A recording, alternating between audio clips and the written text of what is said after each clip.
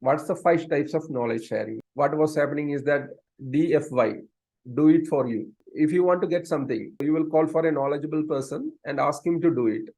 And you will learn just by seeing what he's doing. Sometimes you get some knowledge, sometimes you don't get knowledge. So if anything required, again you will call that knowledge person and again do something. So the knowledge what you are going to care is very less, because the other person only is doing it. This is the first type of. Second way of knowledge sharing is that person who is coming to teach you or doing the things, they also will do with you. Type of knowledge sharing, what will happen is that you will ask the other person to come, we will do together like that. So that time you will have a more learning experience, and more knowledge will be there. So that is the second kind of knowledge sharing. So the third one is that is one-to-one coaching.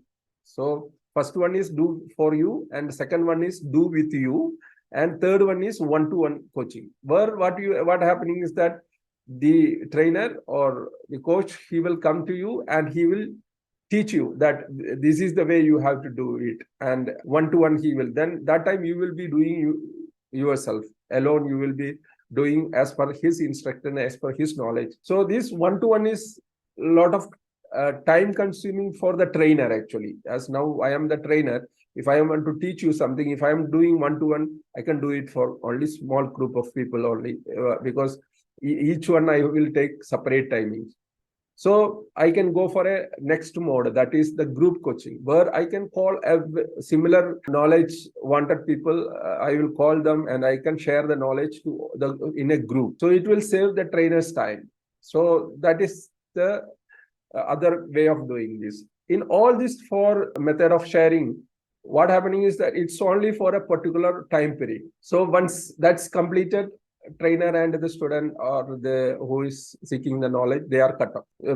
Maybe only when they require, they have to specifically call back and then get the knowledge.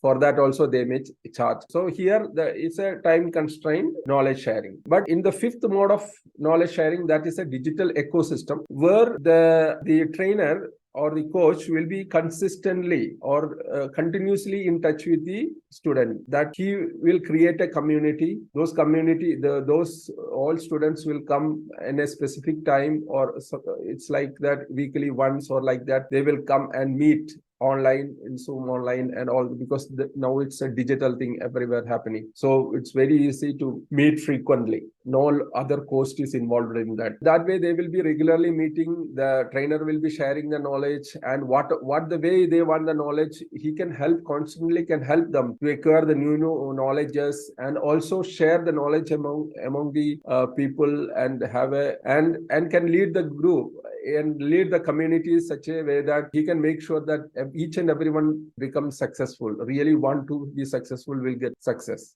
That type of digital coaching scenario, digital coaching or digital community can be created. Nowadays, this is the digital ecosystem. Thank you.